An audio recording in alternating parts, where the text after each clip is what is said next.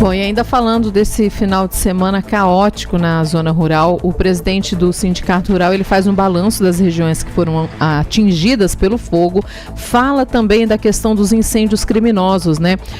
No interior do estado de São Paulo, no interior de Goiás, já há indícios de que foram, né, incêndios criminosos. E aqui em Paranaíba ele também fala dessa situação e também de como os produtores rurais devem agir a partir de agora. Rita, bom dia a todos que lutam pela cultura. Primeiro, quando fala trabalho de vocês, é trabalho de muita gente, não é trabalho apenas do Sindicato Rural, não. O sindicato é apenas uma parte das que ajudaram a combater esses focos de incêndio. Muitas pessoas, muitos produtores rurais, as empresas do ramo da celulose, as usinas de Coruripe, a Cedro, prestadores de serviço da Coruripe, da Cedro, Sindicato Rural, Prefeitura, voluntários, muita gente colaborando realmente nesse combate a incêndio de muitos pontos, e é muito importante essa união, todo mundo enfrentando o mesmo inimigo, que é o fogo. Focos de incêndio que a gente tem conhecimento, vamos falar assim, que ocorreram em Paranaíba de quinta-feira para cá. Como você mesmo falou, a gente vem falando desse assunto já tem bastante tempo, é costumeiro, aliás, a gente conversar sobre isso no segundo semestre, e a expectativa realmente é que tivesse um crescimento do número de incêndios, principalmente em virtude da estiagem prolongada. Estamos chegando hoje a 4 meses e 10 dias sem chuva de verdade em Paranaíba. Nós tivemos focos de incêndio na região dos Coqueiros, nós tivemos focos de incêndio na região, vou falar do Figueira, mas ela pegou e também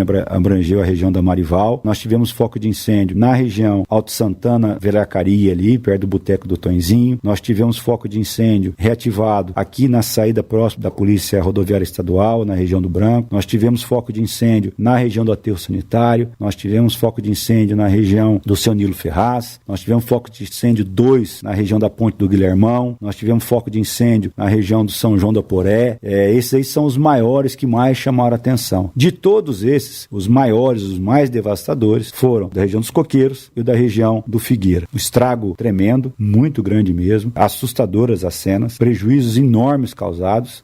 A recomendação que a gente faz é que todos os proprietários rurais que foram prejudicados pelos incêndios, que registrem boletim de ocorrência, que mencionem as inscrições de produtor nos boletins de ocorrência, para eventualmente entrarem com ações de indenização, se for identificada a causa do incêndio, quem causou esse incêndio, se tiver algum seguro, para também entrar acionando seguro, se resguardar, uma vez que colocar fogo nesse momento é crime, para documentar, portanto, que foi vítima e que não é causador. Essa aí é uma medida de extrema importância. O Sindicato Rural, antes dessa gravidade, já vinha exercendo várias ações, inclusive, por uma infeliz coincidência, as duas regiões mais atingidas, o sindicato, o ano passado mesmo, junto com o Corpo de Bombeiro, realizou curso de formação de brigada, até pelo histórico que tem de ocorrência de incêndio. Além disso, atendendo um pedido do DESA, comandante do Corpo de Bombeiros, realizado na sexta-feira à tarde, na mesma sexta-feira, o sindicato já disponibilizou parte dos equipamentos que possui para atender os associados para o Corpo de Bombeiros, adquiriu mais equipamentos para os seus associados também, abafadores e sopradores, e o Sindicato Rural de Paranaíba tem 2 veículos, uma bis e uma Fiat Strada cabine dupla. Nesse momento nós estamos só com a bis, que a nossa Fiat Strada está à disposição do Corpo de Bombeiros, foi entregue sábado de manhã por mim e vai ficar lá para ser utilizada pelos militares que estão vindo de fora, de outros municípios, que são formados novos grupamentos de combate a incêndios florestais. O DESA conseguiu mobilizar o recurso humano, digamos assim, e faltava a parte de equipamento, recurso físico e assim por diante. Nós estamos tentando colaborar com isso, dentro daquilo que a gente pode, dentro daquilo que a gente tem. Além disso, sabendo que muitos produtores rurais tiveram suas pastagens completamente devastadas pelo incêndio. Graças a Deus, aqui no nosso município, mortalidade de gado, não se tem conhecimento. Fala de Paranaíba, tá? E esse gado agora, ele não tem comida. Muitas vezes ele não tem comida, a fazenda não vai suportar. Esse produtor rural, ele tem 2 caminhos, ou ficar comprando comida para esse gado até chover e voltar a ter pasto, ou vai ter que desfazer desse gado. Dessa maneira, pensando na possibilidade maior, que é desfazer dos animais, o Sindicato Rural de Paranaíba vai isentar da comissão de venda os produtores rurais que quiserem comercializar seus animais aqui na Leilocim, nos nossos leilões realizados. Então ele vai ter que arcar com as despesas normais, frete, nota fiscal e Fundersul, essa não tem como isentar, não é nossa inclusive, mas a comissão de venda, o produtor rural que foi atingido por incêndio, basta ele comprovar para a gente que ele é uma vítima, tá? Traz um boletim de ocorrência onde tem que constar a inscrição da fazenda atingida, tem que ser coincidente com a nota fiscal. Nós vamos isentá-lo da comissão de venda, só o comprador, eventual comprador, que vai pagar a comissão para a gente. A gente alerta, colocar fogo nesse momento é crime, É um absurdo também. Ontem mesmo, está circulando aí na internet um vídeo, uma pessoa me ligou que tinha verificado, eu saí da minha casa, eu acionei a polícia, um senhor, numa atitude completamente inconsequente e irresponsável, colocando fogo em cabos de fios elétricos a 5 metros de um canavial, do lado de uma braquiária seca, com uma garrafinha d'água falando que ia apagar. Ele pode ter até intenção de apagar, mas a gente sabe que, tipo assim, quantos e quantos caminhões não foram necessários para apagar incêndio, que existem denúncias que começaram dessa maneira, tá? Então é de uma atitude irresponsável. As pessoas que tomaram essa atitude têm que arcar com as consequências, que podem ser inclusive consequências financeiras depois, e que um simples riscar de fósforo pode se transformar numa devastação total. Então eu peço que quem ver por pessoas colocando fogo, não tenha medo, denuncie, chame a polícia, tira foto, filma. Nós precisamos combater isso. Não tem cabimento a gente ser conivente com atitudes inconsequentes dessa maneira. Até porque ontem foi um dia frio, hoje está um dia fresco, mas a previsão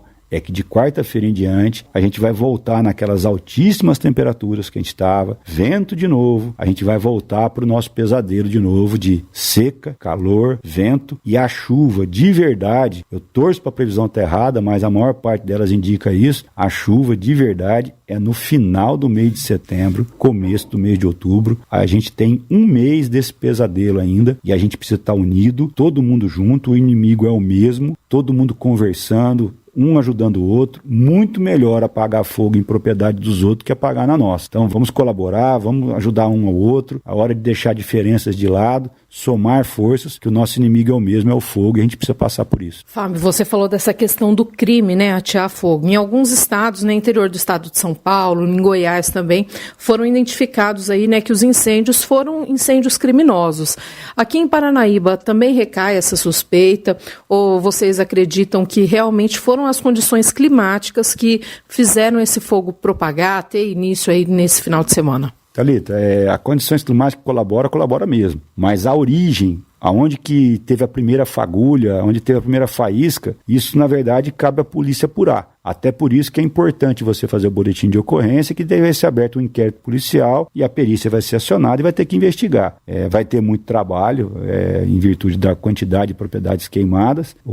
Esse ano já ultrapassa longe aquele ano de 2020. Existem suspeitas de origens de focos de maneira displicente, de um queimar de folha de quintal, infelizmente. Não é a primeira vez, inclusive, né? Tem gente que está presa por causa disso até hoje. Já tem quase um mês que completou, mas cabe à polícia apurar. O que eu quero frisar, na verdade, a gente vê, todo mundo tem direito à opinião, a gente vê muitos comentários em postagem de Instagram, colocando essa origem nos produtores rurais que colocam fogo. Gente, ninguém é louco de colocar fogo no seu patrimônio. Ninguém é louco de colocar fogo naquilo que dá tanto trabalho para manter. Essa cultura do fogo, ela já acabou faz muito tempo. Aqui Paranaíba não é uma região de pastagem nativa, igual existe em outros locais, que você queima para depois o pasto brotar. Isso não existe. Pode acontecer uma atitude inconsequente numa fazenda, igual eu tô falando, de varrer uma folha de quintal, colocar fogo numa folha e essa folha voar e causar um incêndio. Mas achar que o produtor rural queima pasto para esperar a brotação, esquece. Isso não existe. Quem está falando isso não conhece a realidade. Da mesma maneira que um lojista não queima o estoque da sua loja,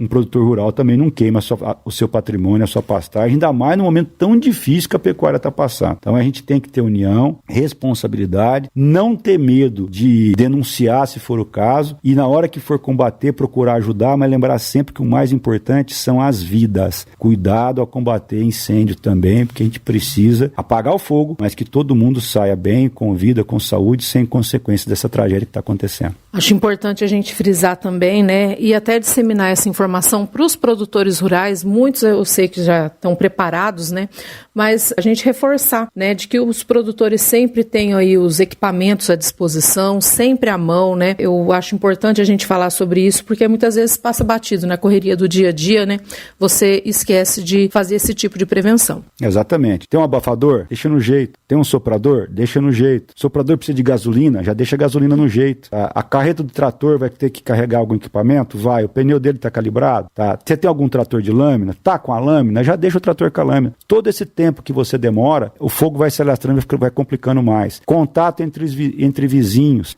manter contato. Nós estamos chegando perto do final do mês. Comentei contigo que a tendência é de voltar à situação crítica. Final de mês, o pessoal vem para a cidade fazer compra, é normal. isso em fazenda, vai se ausentar da propriedade, avisa para um vizinho de confiança, ó, tô saindo hoje, se acontecer alguma coisa me liga, cuida aqui para mim, quando você sair eu cuido para você. É esse cuidado que a gente tem que ter. E na hora que for combater o fogo, tomara que não tenha, mas vai acontecer, inalação de fumaça, cuidado com mudança de vento para não ficar cercado pelo fogo. Máquina que entra dentro de fogo pode apagar o motor por falta de oxigenação, tá? E aí a máquina vai ficar, às vezes vai queimar junto. Trator de tanque cheio, tem um trator aqui na região dos Coqueiros que trabalhou tentando combater incêndio, acabou o diesel, o trator quase foi incendiado, só não foi incendiado porque tinha muita gente. Tudo isso que você puder fazer antes, tem que preparar para a guerra, gente. Tomara que essa guerra não venha, mas você tem que estar preparado para ela.